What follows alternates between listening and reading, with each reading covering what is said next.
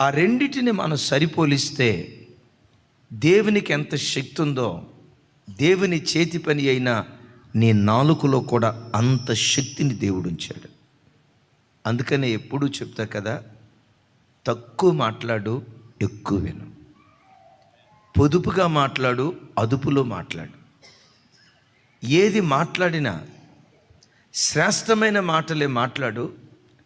ఒక్కసారి నీ నోట నుంచి మాట డెలివరీ అయిందంటే నష్టం కలిగిన ఆ మాట తప్పకుండా దాన్ని పాటించే వ్యక్తులుగా మనం బ్రతుకుదాము గాక.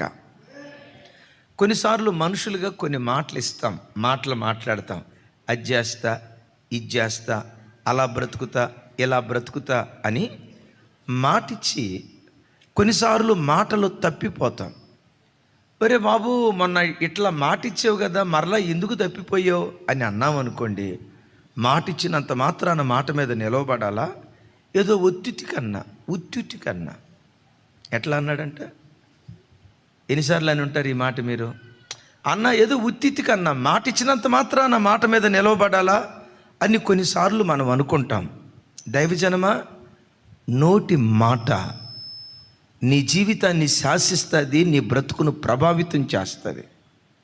ప్రసంగిలో ఒక మాట రాసింది, నీ నోటి మాటల వలన నీ దేహమునకు శిక్ష కలుగునీయుకుము అని రాసి ఉంటుంది. మాట్లాడండి ఒకసారి నాతో కలిసి.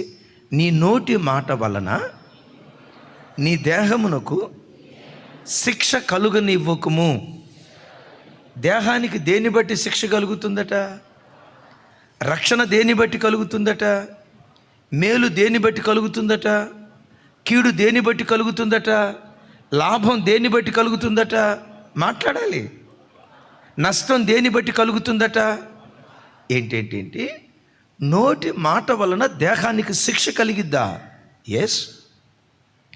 నోటి మాట వలన దేహానికి మేలు కలిగిద్దా? వాక్యం అదే చెప్తుంది. ఒక అద్భుతమైన భయకంపితమైన నాలుకను భద్రపరుచుకునే ఒక సంఘటన పరిశుద్ధ లేఖనాల్లో నుంచి మీకు జ్ఞాపకం చేస్తాను. అది దావీదు రాజుగా పరిపాలన చేస్తున్న దినాలు.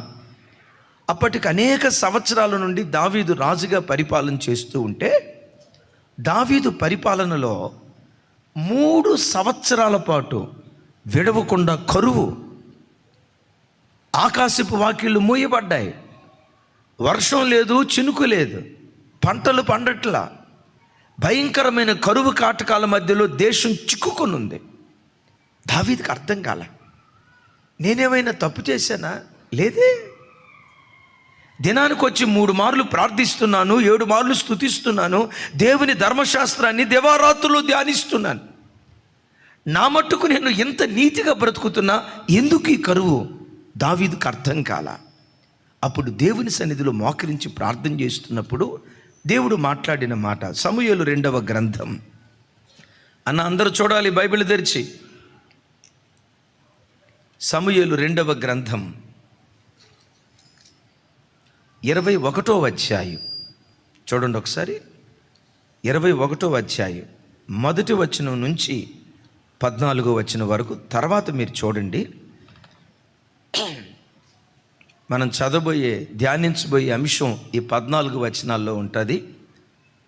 అవసరమైన మాటల వరకు నేను చెప్పడానికి ప్రయత్నం చేస్తాను. చూడండి, దావీదు కాలమున 3 సంవత్సరములు విడవకుండా కరువు కలుగగా దావీదు యెహోవాతో మనవి చేసెను. అందుకు యెహోవా ఎలాగూ సెలవిచ్చెను, సౌలు గిబియోనీయులను హతము చేసెను గనుక అతనిని బట్టియు నరహంతకులకు అతని ఇంటి వారిని బట్టియు శిక్షగా ఈ కరువు కలిగెను. తలపైకి ఎత్తుతారా? చిన్న మాటలు ప్రక్కన పెట్టు. ఈ స్థలం మనకు నేర్పే ఒక ఆలోచించే పాఠం ఏంటంటే, కరువు కలిగినప్పుడు కూర్చొని దేవుని సన్నిధిలో అడుగుతున్నాడు, దేవా ఈ కరువు ఎందుకు కలిగింది? నేను ఎక్కడైనా తప్పిపోయానా? నా ప్రజలు ఏమైనా తప్పిపోయారా? దేన్ని బట్టి ఈ కరువు కలుగుతుందని దావీదు దేవుని సన్నిధిలో అడిగినట్లుగా చెల్లి, తమ్ముడా, జీవితంలో ఎప్పుడైనా నువ్వు నష్టపోతే, శ్రమల మీద శ్రమలు, ఆపదల మీద ఆపదలు నేను నేలుబడి చేస్తూ ఉంటే, ఒకసారి దేవుని సన్నిధిలో కూర్చొని, దేవా ఇలా ఎందుకు జరిగింది? ఈ నష్టం నాకు ఎందుకు కలుగుతుంది? ఈ అపాయాన్ని నేను అనుభవించడానికి కారణం ఏంటి? నేనేమైనా తప్పు చేశానా? నా ఇంటి విషయాల్లో దిద్దుకోవలసిన విషయాలు ఏమైనా ఉన్నాయా? నా భర్త ఎక్కడైనా దారి తప్పాడా? నేనేమైనా దారి తప్పానా? నా పిల్లలు ఏమైనా దారి తప్పారా అని క్రాస్ చెక్ చేసుకోవటం, సెల్ఫ్ చెక్ చేసుకోవటం ఒక మంచి క్రైస్తవునికి ఉండే దివ్యమైన లక్షణం. హాయి పట్టణం మీద ఇశ్రాయేలీలు ఓడిపోయినప్పుడు యెహోషువ మందసం ఎదుట సాగిలపడి, దేవా ఎందుకు ఓడిపోయాం? వై? మా ఓటమి కలిగిన కారణం ఏంటి? మా అపజయానికి కలిగిన కారణం ఏంటి? యోర్దానును ఏకరాశిగా నిలిపామే, యెరికో పట్టణం మీద అఖండమైన విజయాన్ని సాధించామే, మా బ్రతుకులో హాయి పట్టణం మీద ఎందుకు ఓడిపోయాం? యెహోషువ దేవుని సన్నిధిలో ప్రార్థించాడు కదా. యెహోషువ ప్రార్థించినట్లుగా, దైవజనుడైన దావీదు ప్రార్థన చేసినట్లుగా, సంఘమా నీ బ్రతుకులో నువ్వెప్పుడైనా ఓడిపోతే ఆ ఓటమికి కారణం దేవుని దగ్గర నువ్వు వెతుకుదువుగాక. వెతికితే ఆ ఓటమికి కారణం దేవుడు బయలుపరుస్తాడు. ఇప్పుడు దేవుడు ఏమంటాడంటే, దావీదు, యు ఆర్ మిస్టర్ క్లీన్, నీతో నాకు సమస్య లేదు, నీ ఇంటి వారితో కూడా నాకు సమస్య లేదు, ప్రస్తుతం దేశంలో బ్రతుకుతున్న వ్యక్తులతో కూడా నాకు సమస్య లేదు. రాజుగా నీ పరిపాలనలో దేశం ఆధ్యాత్మికంగా శిఖరాల మీదకి వెళ్ళిపోయింది. మరి నన్ను బట్టి కాకపోతే, నా ప్రజలను బట్టి కాకపోతే ఎందుకు ఈ కరువు వచ్చిందయ్యా అంటే, ఒక విచిత్రమైన, ఒక విడ్డూరమైన, ఒక ఆశ్చర్యకరమైన మాట దావీదుతో దేవుడు అంటాడు. ఈ కరువు ఎందుకు వచ్చిందయ్యా అంటే, చూడండి అక్కడ, సౌలు గిబియోనీయులను హతము చేసెను గనుక అతనిని బట్టియు, మాట్లాడాలి, అతనిని బట్టియు నరహంతకులకు అతని ఇంటి వారిని బట్టియు శిక్షగా ఈ కరువు కలిగెను. మాట్లాడాలి తలపైకెత్తి. ఎవరిని బట్టి కరువు కలిగిందట? సౌలును బట్టి, సౌలు ఇంటి వారిని బట్టి. మిమ్మల్ని అడుగుతా, ఇప్పుడు ఈ సమయంలో, ఈ దినాల్లో ఇశ్రాయేలు దేశాన్ని పరిపాలన చేస్తుంది ఎవరు? సౌలా, దావీదా? కదా, దావీదు పరిపాలన చేస్తున్నాడు కదా. ఎప్పుడో 20 సంవత్సరాల క్రితం సౌలు పరిపాలనలో గిబియోనీయుల మీద సౌలు యుద్ధానికి వెళ్ళి కొంతమంది గిబియోనీయులను హతము చేసినందువల్ల ఆ హత్యా దోషం దావీదు కాలములో దేశం మీదకి, ప్రజల మీదకి దిగొచ్చిందట. దైవజనమా, ఈ మాట మనకు నేర్పే భయకంపితమైన విషయం ఏంటో తెలుసా? పితరులు చేసిన దోషం పిల్లల తలల మీద నిలిచుంటుంది. వాక్యం సెలవిస్తుంది. తప్పు చేసింది ఎవరు? నరహత్య చేసింది ఎవరు? గిబియోనీయులని చంపింది ఎవరు? రక్తాన్ని ఒలికించింది ఎవరు?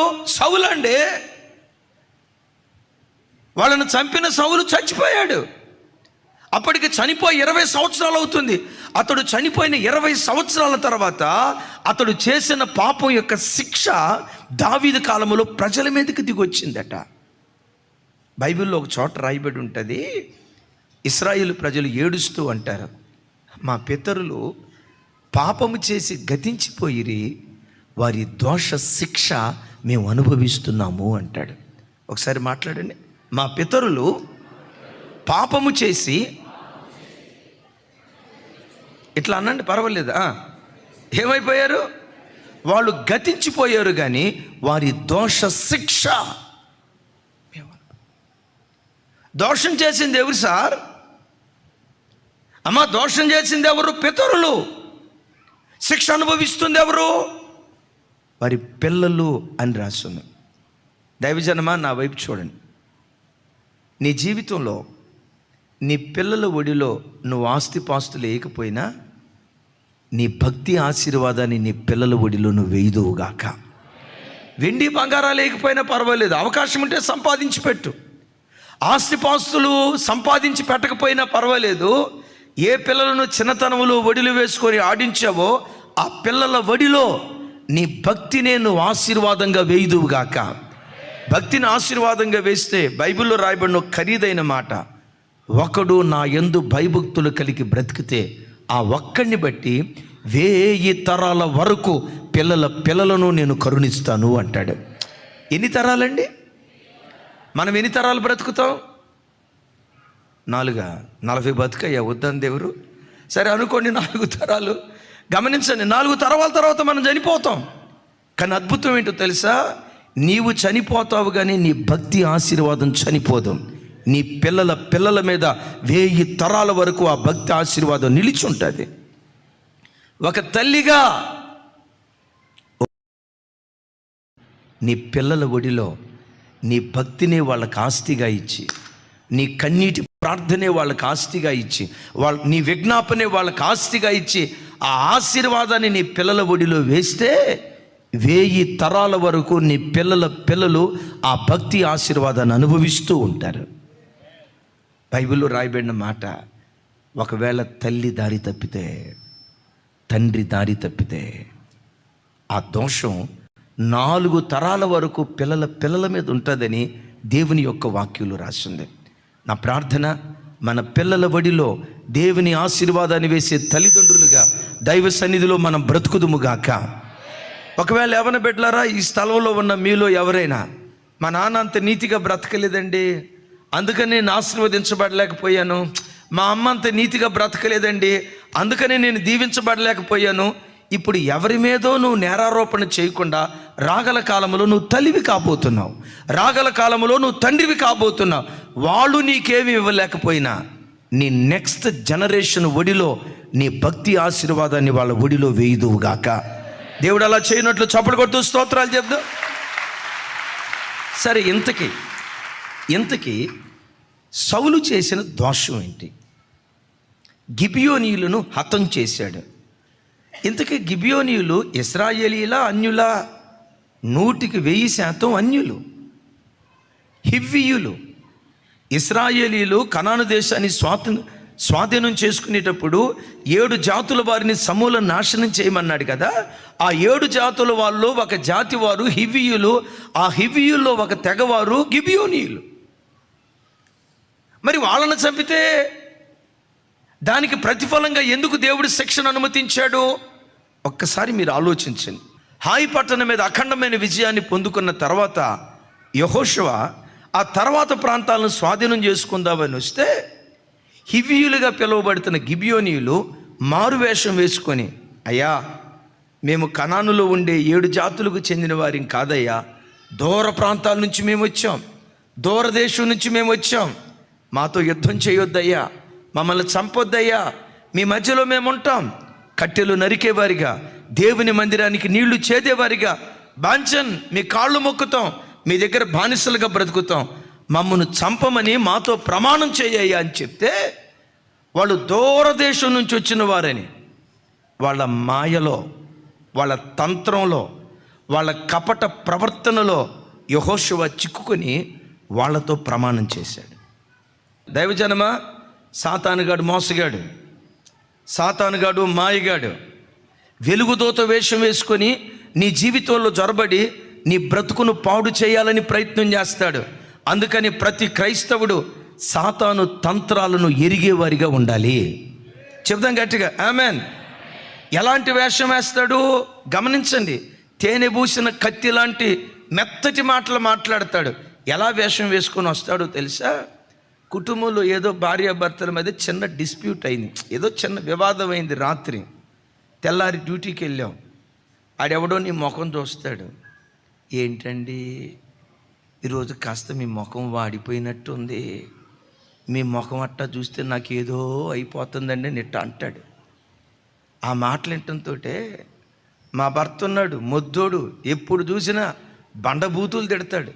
ఎప్పుడు ఇంత ప్రేమగా నాతో మాట్లాడలేదే, ఎప్పుడు ఇంత ఆప్యాయంగా మాట్లాడలేదే, ఆ ఐసు మాటలు కరిగిపోయేటట్టు చేస్తాడు. వాడు నీకు వేసిన కుయుక్తి కుట్ర అన్న సంగతి నీకు ఎరుగక, వాడెవడో ప్రేమను పంచుతున్నాడని, వాడెవడో ఆప్యాయంగా మాట్లాడుతున్నాడని వాడు ఉరులో చిక్కుకునేటట్లుగా సాతాను వలలు వేస్తాడు. దైవజనమా, సైతానుగాడిగా రాడు. వెలుగుదూత వేషం వేసుకొని, మాయ వేషం వేసుకొని నీ దగ్గరకు వచ్చి నేను పాడు చేయాలని ప్రయత్నం చేస్తాడు. మరోసారి ఈ మాట చెప్తాను, సైతానుగాడిగా రాడు. ఎట్లా రాడు? ఏ వేషం వేసుకొని వస్తాడు? అక్కడ రాయబడిన మాట ఏంటో తెలుసా? వెలుగుదూత వేషం. ఏ దోత? వెలుగంటే ప్రకాశమానమైన వెలుగు ధరించి వస్తాడు. సైతానుగాడు సేకడ ధరించి వచ్చాడంటే ఇట్టే చెప్తాం, సైతానుగాడు రా అని. సైతానుగాడు సేకడతో రాడు. చాలామంది సైతాన్ అంటంతో ఏమంటారంటే, సైతానుగాడు ఎట్టుంటాడంటే నల్లటి రంగు వేసుకొని, నెత్తి మీద 2 కొమ్ములు పెట్టుకొని, బయటకు వచ్చిన 2 పళ్ళు వీడు చూసినట్టే చెప్తాడు. సైతానుగాడు ఒక రకంగా అట్లా వస్తే, సైతానుగాడు తన వేషం వేసుకొని, తన రూపాన్ని వేసుకొని వాడు వస్తున్నాడు అనుకోండి, బ్రదర్స్ మనం ఒక్కొక్కరు గడ్డ పొలుగులు తీసుకొని వాడిని పొడిసి వదిలిపెడతాం. మీరేం చేస్తారో తెలుసా? చీపిరి కట్ట కారపొడికి పని చెప్తారు, వాడిని ఉతికి వదిలిపెడతారు. వాడెప్పుడు వాడుగా రాడు, వేషం వేసుకొని వస్తాడు. ఆడబిడ్డలారా, మీరు కాలేజీకి వెళ్ళినప్పుడు వాడు ఎవడో కపటంగా ఎక్కడ లేని ప్రేమను కురిపించేటట్లుగా మాట్లాడతాడు. నీవు అనుకుంటావు, మా అమ్మ ఎప్పుడు ఇంత ప్రేమగా మాట్లాడలేదే, మా నాన్న ఎప్పుడు ఇలా ప్రేమగా మాట్లాడలేదే, నాతో మాట్లాడుతున్నాడు, పొలంలో పెట్టి చూసుకుంటాను అంటున్నాడు. ఎక్కడమ్మా? రేపు వేడి నూనెలో పోస్తాడు, పొలంలో పెట్టి చూసుకుంటానంటాడు. సాతాను తీయని మాటలతో మోసపరుస్తాడు. సరిగ్గా ఆ ట్రాప్లో యెహోషువ చిక్కుకున్నాడు. కానీ ఏం జరిగిందో తెలుసా? చేతులు చేయేసి ప్రమాణం చేస్తున్నాడు, నీతో మేము యుద్ధం చెయ్యం, నీతో మేము కానీ రాబోయే తరాల్లో కానీ ఏ ఇశ్రాయేలీయుడు మీతో యుద్ధం చేయలేడు, ఇదిగో మీతో ప్రమాణం చేస్తున్నానని అక్కడ ఒక మాట అంటారు. చూడండి, యెహోషువ గ్రంథం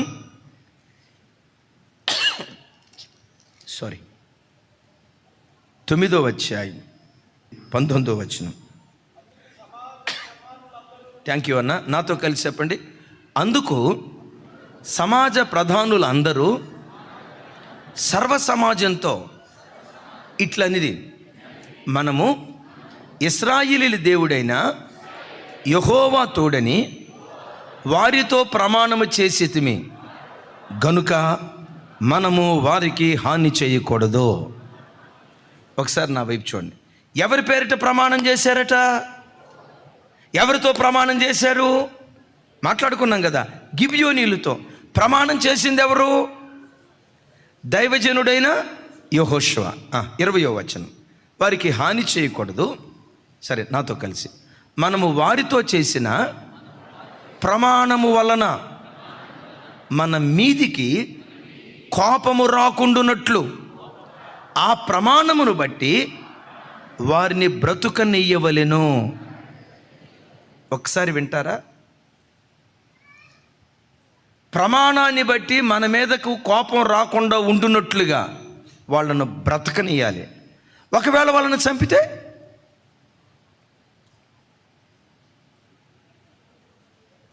దేవుని కోపము మన మీదకి రాకుండా ఉండునట్లు వాళ్ళను బ్రతకనివ్వాలి అన్నాడు. ఒకవేళ చంపితే, చెప్పకనే ఆ మాట రాసి ఉంది కదా, దేవుని కోపం ప్రమాణం మీరిన వాళ్ళ మీదకి దిగొస్తుంది అనే కదా ఆ మాటకున్న అర్థం. సరే, మరోసారి అడుగుతాను, ప్రమాణం చేసింది ఎవరు? ఆ ప్రమాణాన్ని మీరి గిబియోనీయులను చంపింది ఎవరు? ఇప్పుడు శిక్ష ఎవరి మీదకి వచ్చింది? అరే, యెహోషువ ఏ కాలం వాడు? సౌలు ఏ కాలం వాడు? దావీదే కాలం వాడు? సౌలుకు చూడండి, సౌలుకు యెహోషువకు ఆల్మోస్ట్ 450 సంవత్సరాల చరిత్ర తేడా ఉంది. అరే, ఎప్పుడో 450 సంవత్సరాల క్రితం ప్రమాణం చేసింది యెహోషువ, ప్రమాణాన్ని తప్పింది సౌలు, శిక్షను అనుభవిస్తుంది. ఎందుకు శిక్ష వచ్చింది? నోటి మాట తప్పారు కనుక. అంటే 500 సంవత్సరాల తర్వాత కూడా నోటి మాట తప్పినందుకు ఆ శిక్షా ఫలాన్ని వాళ్ళు అనుభవిస్తున్నారు. దైవజనమా, దేవునితోనైనా మనుషులతోనైనా ఏ ప్రమాణమైతే నువ్వు చేసావో ఏ ప్రమాణమైతే చేసావో నష్టం కలిగిన నీ ప్రమాణాన్ని తప్పకుండా ఆ మాట నీవు నెరవేర్చుదువుగాక. ఎవరితో ప్రమాణం చేశాం? దేవునితో ప్రమాణం చేశాం. బాప్తిస్మం తీసుకునేటప్పుడు నేను, బాప్తిస్మం తీసుకునేటప్పుడు మీరు, మన ఒక్కొక్కరం దేవునితో ప్రమాణం చేసి బాప్తిస్మం తీసుకున్నాం. ఏమని ప్రమాణం చేశాం? దేవా, నాకు సినిమాలో అలవాటు ఉంది, ఇక చూడనయ్యా. బూతులు ఆడతా, ఇక ఆడనయ్యా. అశ్లీలమైన బూతు బొమ్మలు చూసేవాడిని, ఇక చూడనయ్యా. నా శాశ్వత జీవితం నీ కొరకు బ్రతుకుతానయ్యా. ఇక మిగిలిన జీవితం అంతా నిష్కలంకురాలైన పెండ్లి కుమార్తెగా, ఒక్కడే పురుషునికి ప్రదానం చేయబడిన పవిత్రమైన కన్యకగా నా జీవితాన్ని కాపాడుకుంటూ నీ కొరకు బ్రతుకుతానయ్యా అని త్రాగను అనే బాప్తిస్మం తీసుకున్నాం. సినిమాల వైపు వెళ్ళను అనే బాప్తిస్మం తీసుకున్నాం. అక్రమ సంబంధాల వైపు వెళ్ళను అనే బాప్తిస్మం తీసుకున్నాం. నీకు అయిష్టమైనది ఏది నేను చెయ్యను అనే బాప్తిస్మం తీసుకున్నాం. చూడండి, త్రాగకుండా సంవత్సరం బ్రతికి, త్రాగకుండా సంవత్సరం జీవితాన్ని కాపాడుకొని, సంవత్సరం తర్వాత మరలా నువ్వు త్రాగుడు వైపు వెళ్ళావంటే ఆ ప్రమాణాన్ని బ్రద్దలు చేసిన వాడివి నీవు కాదా? సినిమాలకు వెళ్ళనయ్యా, అపవిత్రంగా ప్రవర్తించనయ్యా అని ప్రమాణం చేసి బాప్తిస్మం తీసుకొని మరలా సినిమాల వైపు నువ్వు వెళ్తూ ఉంటే ఎవరు బిడ్డ? ఆ ప్రమాణాన్ని బ్రద్దలు చేసిన వాడివి నీవు కాదా? ఈ అశ్లీలమైన బూతు బొమ్మలు నేను చూడనయ్యా, ఈ అపవిత్రమైన సాహిత్యం నేను చదవనయ్యా, నా జీవితాన్ని పవిత్రంగా కాపాడుకుంటానని ప్రమాణం చేసి నువ్వు బాప్తిస్మం తీసుకున్నావే. బాప్తిస్మం తీసుకున్న తర్వాత మరలా ఆ పాడు పుస్తకాలు నువ్వు చదువుతూ ఉంటే, ఆ అపవిత్రమైన దృశ్యాలు నువ్వు చూస్తూ ఉంటే ఆలోచించండి, ప్రమాణాన్ని బ్రద్దలు చేసిన వ్యక్తివి నీవు కాదా? ఒకవేళ ఆ కరువు ప్రమాణాన్ని మీరటాన్ని బట్టేనేమో, ఆ ఇబ్బంది, ఆ కన్నీళ్ళు, ఆ శ్రమ, ఆ దుఃఖం ఏ ప్రమాణాన్ని మీరటాన్ని బట్టి నువ్వు అనుభవిస్తున్నావో, దైవజనమా కూర్చొని ఒక్కసారి ఆలోచించు. దేవా, నీకు ఇచ్చిన మాటలో నేను ఎక్కడ తప్పిపోయానో గుర్తుకు తేవా? నీకు ఇచ్చిన మాటలో ఎక్కడ నేను పొరపాటు చేశానో నాకు జ్ఞాపకం తీసుకురావా? నాకు జ్ఞాపకం చేస్తే సరిదిద్దుకుంటానయ్యా అని దేవుని సన్నిధిలో ప్రార్థన చేస్తే నీతో నా దేవుడు మాట్లాడును గాక. అవును, వివాహమైనప్పుడు ప్రతి బిడ్డ భార్యతో ఒక భర్త ప్రమాణం చేశాడు, భర్త ఒక భార్యతో ప్రమాణం చేశాడు. ఏమని ప్రమాణం చేశామో తెలుసా? కలిమియందును, లేమియందును, వ్యాధి అందును, ఆరోగ్యమందును, అనారోగ్యమందును ఇతరులను ఆశించక నిన్ను నా పెండ్లి భార్యగా చేసుకొనుచున్నాను ప్రమాణం చేశారు కదా. మరలా చెప్తున్నాను, వివాహ దినాన ప్రతి భార్య భర్తతో ప్రమాణం చేసింది. ఓ పురుషుడా, నీ వివాహమైనప్పుడు నీ భార్యతో ప్రమాణం చేశావు. ఏమని ప్రమాణం చేశావు? కరువు యందు, లేమి యందు, సమృద్ధి యందు, ఆరోగ్యమందు, అనారోగ్యమందు ఇతరులను ఆశించక, విన్నారా? ఇతరులను ఆశించక నిన్ను నా పెండ్లి భార్యగా చేసుకుంటున్నానని భర్త భార్యతో ప్రమాణం చేశాడు, భార్య భర్తతో ప్రమాణం చేసింది. భార్యతో నువ్వు చేసిన ప్రమాణాన్ని ప్రాణం పోయే ఆఖరి క్షణం వరకు నువ్వు కాపాడుకోవాలి. వివాహమైన తర్వాత నా భార్య అందంగా లేదనో, నాకు సంతానం కలగలేదనో, నా భార్య వల్ల నాకు పిల్లలు కలగలేదనో, నా భార్య అందాన్ని కోల్పోయిందనో, మరొకళ్ళు ఎవరో కనపడ్డారోనని తప్పుడు త్రోవలకు వెళ్తే, ఓ బిడ్డ, నువ్వెవరివో తెలుసా? మనుషులతో చేసిన ప్రమాణాన్ని నువ్వు మీరిన వాడివి అవుతావు. ఏమని ప్రమాణం చేశావు? ఇతరులను ఆశించక. చేశారా లేదా? ఒక్కళ్ళు చెప్పలా. ఆ మధ్య ఇట్లాగే చర్చిలో ఒక పెళ్లి జరిగితే వాడు కాస్త అక్రమంలోకి వెళ్ళిపోయాడట. మొత్తానికి పెద్ద ఆయన జడ్జి పిలిచి అడిగాడట, ఏమయ్యా, మీరు క్రిస్టియన్స్ కదా, పెళ్ళిళ్ళు చేసుకునేటప్పుడు ప్రమాణం చేస్తారు కదా, ప్రమాణం చేసి పెళ్లి చేసావు కదయ్యా, కలిమియందు, లేమియందు, వ్యాధి యందు, ఆరోగ్యమందు, అనారోగ్యమందు ఇతరులను ఆశించక నిన్ను మాత్రమే నా పెండ్లి భార్యగా చేసుకుంటానని ప్రమాణం చేసావు కదయ్యా, ఎట్లా ఎందుకు తప్పిపోయావంటే, ఈయన అన్నాడంట, నేను చేయలా ప్రమాణం, పాస్టర్ గారు చెప్పమంటే చెప్పా. అబ్బాయి నువ్వు చెప్పు అన్నాడు, చెప్పా అంతే, నేనేం చేయలా. దైవజనమా, కొంతమందికి తెలియదు, మాట ఇచ్చి తప్పిపోతే ఆ మాట తప్పిపోవటం వల్ల ఎంత నష్టం కలుగుతుందో మనుషులు ఎరగని పరిస్థితి. ఈ మాట విన్నప్పుడు మనం భయపడాలి. ఏంటి? అరే, ప్రమాణం చేసింది యెహోషువనండి, తప్పిపోయింది సౌలండి. మాట్లాడాలి. ప్రమాణం చేసింది, తప్పు చేసింది, శిక్ష అనుభవిస్తుంది అంటే నోటి మాటకు అంత ప్రాధాన్యత ఇస్తాడు. దైవజనమా, నష్టము కలిగిన నోట నుండి బయలుదేరిన మాటను తప్పిపోకు. Praise the lord. నష్టము కలిగిన ఆ మాట తప్పిపోకుండా ఆ నిబంధన మీద నువ్వు నిలిస్తే అది నీ జీవానికి, నీ ఆశీర్వాదానికి కారణంగా దేవుడు మార్చునుగాక. మరో మాట జ్ఞాపకం చేసి తర్వాత విషయానికి వెళ్తాను. క్రైస్తవ వివాహ వ్యవస్థలో తాళిబొట్టు కంటే ప్రమాణం చాలా శ్రేష్టమైంది. ఒకళ్ళు ఆమె ఏం చెప్పలా, మాకు తాళిబొట్టే కావాలి గారు అన్నాడు. చూస్తున్నారు. ఏం చెప్పండి. తాళిబొట్టు కంటే ప్రమాణం చాలా శ్రేష్టమైంది. తాళిబొట్టు ఉందో చూసారా? నీళ్ళకి దడిచి నీళ్ళల్లో నాని ఏదో ఒక రోజు తెగిపోతుంది. కానీ నువ్వు చేసిన ప్రమాణం ఉందే, దేవుని జ్ఞాపకార్థ గ్రంథాలలో అది నిరంతరము నిలుస్తుంది. దీని గురించి మనం నేర్చుకునే పాఠం ఏంటి? వన్స్ ఒక మాట నీ నోట డెలివరీ అయిందంటే ఆ మాటకు నువ్వు స్టిక్ ఆన్ అయ్యేదానిగా ఉండాలి. ఆ మాట మీద నువ్వు నిలవబడాలి. నిలవబడ్డావా, నా దేవుడు నిన్ను నిలవబెట్టడం ప్రారంభించును కాక. చప్పలు కొడతా దేవునికి స్తోత్రాలు చెప్పు. ఆ మాట మీద మనం నిలవబడుదుం గాక. నేను మిమ్మల్ని బాధ పెట్టాలని కాదు, కానీ కొన్నిసార్లు దేవుడు వాక్యం ద్వారా ఎడాపేడా కొట్టినప్పుడు, ఇక అట్లా చేయను ప్రభా, నేను అట్లా బ్రతకను ప్రభా, ఇక అలా నడవను ప్రభా, ఇక మీదట ఇలా జీవిస్తాను ప్రభు అని ఒక వారం రోజులు ఆ తీర్మానంలో ఉండి మరలా బయటికి వెళ్ళిన తర్వాత అదేదో వంకర అంటారు కదా, దాంతో మిమ్మల్ని పోల్చలేనులే అమ్మా. సరే, మీరు అన్నారు కాబట్టి ఒక మాట గుర్తుకు తెస్తా. చలికాలం వచ్చినప్పుడు పల్లెటూళ్ళలో కుక్కలు ఎక్కడ పండుకుంటాయి చెప్పండి? పొయ్యిలో పండుకుంటాయి. చాలా వెచ్చగా ఉంటుంది దానికి. ఆ పొయ్యిలో ఆ కుక్క హాయిగా పండుకున్నప్పుడు ఇంటి ఆయన మధ్యరాత్రి బయటకు వస్తాడు. ఆ కుక్కను చూడటంతో పల్లెటూళ్ళలో స్పెషల్గా ఒక కర్ర ఉంటుంది. ఆ కర్రకు పెట్టిన పేరు ఏంటంటే కుక్కను కొట్టే కర్ర. తెలుసా మీకు? అది స్పెషల్గా కుక్కలను కొట్టడానికే వాడతారు, కుక్కలను కొట్టే కర్ర. ఈ కుక్క పొయ్యిలో పండుకొని ఉంటే ఇంటి యజమానుడు బయటకు వచ్చి ఆ కర్ర తీసుకొని ఆ కుక్కను బేయమని బాధతో ఉంటాడు.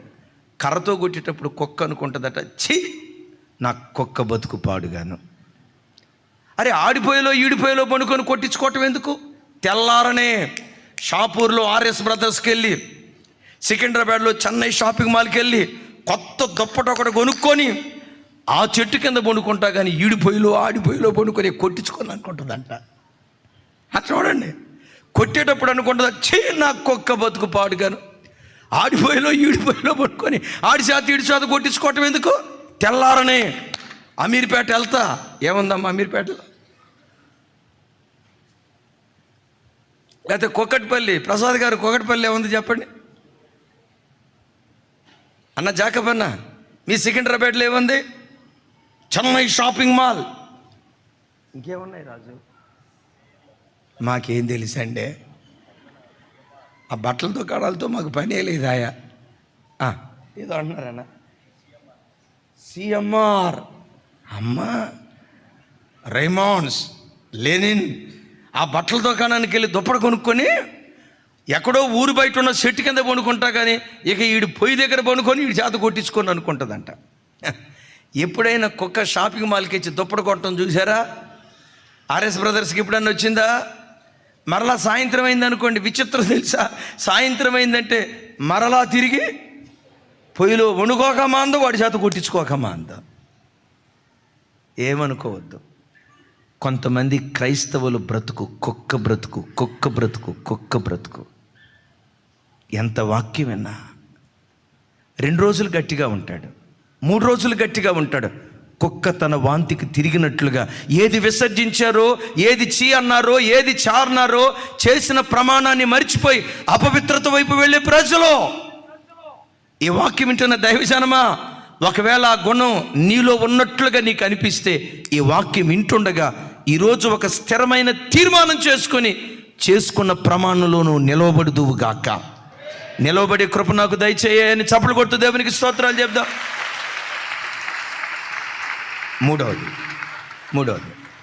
అక్కడ రాయబడిన మాట ఏంటంటే, సౌలు ఇంటివారు సౌలు జరిగించిన హత్యా దోషాన్ని బట్టి ఆ దోషం వారి తలల మీదకి వచ్చింది.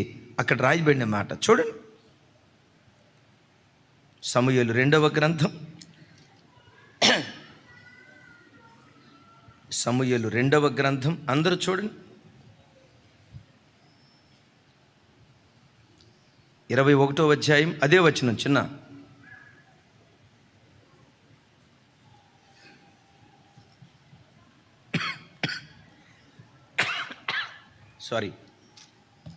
అందరూ నాతో కలిసి చివరి మాటలు చెప్పండి. అతనిని బట్టి నరహంతకులకు అతని ఇంటి వారిని బట్టి శిక్షగా ఈ కరువు కలిగెను. ఎవరిని బట్టి ఈ కరువు కలిగిందట? నరహంతకులకు అతని ఇంటి వారిని బట్టి. ఎందుకు ఆ శిక్ష కలిగిందంటే, సౌలు ఇంటిలో నరహంతకులు ఉన్నారట. దైవజనమా, నరహత్య దేవుని బిడ్డలు చేయకూడదు. ఆమెను చెప్దాం. నరహత్య దేవుని బిడ్డలు చేయకూడదు. ఆయన పిల్లలైన మనలో ఎవ్వరూ నరహంతకులుగా ఉండకుందురుగాక. మీరు అనొచ్చు, ఏంటన్నా అంత పెద్ద పెద్ద మాటలు అంటారు? నరహత్య, అమ్మో మనిషిని కత్తితో పొడి చంపటమే బాబోయ్, రక్తం చూస్తే నేను కళ్ళు తిరిగి పడిపోతా, కోడి రక్తం చూసినా కళ్ళు తిరిగి పడిపోతా, తింటమైతే తింటా కానీ కోడి రక్తం చూసినా కళ్ళు తిరిగి పడిపోతా, నరహత్య జరిగించడమే అయ్యో బాబోయ్ నేను చేయలేదంటారా? పాత నిబంధనలో కత్తితో ఒకని పొడిస్తే నరహత్య. క్రొత్త నిబంధనలో నరహత్య ఏదో తెలుసా? ద్వేషం కలిగిన ప్రతి వాడు నరహంతకుడు అని వాక్యం అంటుంది. విన్నారా? క్రొత్త నిబంధనలో ఎవరు నరహంతకులు? సంఘంలో ఎవరినైనా నువ్వు ద్వేషిస్తే, నీ కుటుంబంలో ఎవరినైనా ద్వేషిస్తే, ద్వేషమనే చేదైన వేరు నీ గుండెల్లో ఉంటే, ద్వేషమనే మనసు నీ గుండెల్లో ఉంటే, ద్వేషం కలిగిన ప్రతివాడు నరహంతకుడు దేవుని వాక్యం అంటుంది. నా వైపు చూడండి, కొన్ని మాటలు అడుగుతా. నరహత్య అని దేన్ని అంటారు? ద్వేషం. ఒక భర్త భార్యను ద్వేషిస్తే మందిరానికి వచ్చిన నరహంతకుడు అంటుంది. భర్త భార్యను ద్వేషిస్తే నరహంతకుడు అంటుంది. భర్తను భార్య ద్వేషిస్తే నరహంతకుడు అంటుంది. తోటి విశ్వాసిని మరొక విశ్వాసి ద్వేషిస్తే నరహంతకుడు వాక్యం అంటుంది. ఈ సేవకుడు మరో సేవకుని ద్వేషిస్తే నరహత్య దేవుని వాక్యం అంటుంది. కోడల్ని అత్త ద్వేషిస్తే నరహత్య, అత్తను కోడలు ద్వేషిస్తే నరహత్య. అన్నను తమ్ముడు ద్వేషించిన, తమ్ముడు అన్నను ద్వేషించిన, అక్కను చెల్లి ద్వేషించిన, చెల్లిని అక్క ద్వేషించిన, ద్వేషం నథింగ్ బట్ మర్డర్. పాత నిబంధనలో కత్తితో పొడిస్తే మర్డర్ అండి. క్రొత్త నిబంధనలో మర్డర్ ఏదో తెలుసా? ద్వేషం కలిగిన ప్రతి వాడు నరహంతకుడు. ఓ మాట అడుగుతా, యథార్థంగా చెప్పండి. మీలో ఎంతమంది బాప్తిస్మం తీసుకున్నారు? బాప్తిస్మం తీసుకున్న వాళ్ళు అందరు చేతులు ఎత్తండి ఒకసారి. ఏమంత డౌట్గా చేతులు ఎత్తారు? ఏమా తీసుకోలేదురా బాప్తిస్మం? రైట్. ఎంతమంది తీసుకున్నారు? Thank you. ఆదివారం చర్చికి ఎంతమంది వస్తున్నారు? చేతులు ఎత్తండి. ఈరోజు చర్చికి ఎంతమంది వచ్చారు? చేతులు ఎత్తండి. దించేసేయండి. ఓ మాట, నాకు ఎవ్వరి మీద ద్వేషం లేదండి.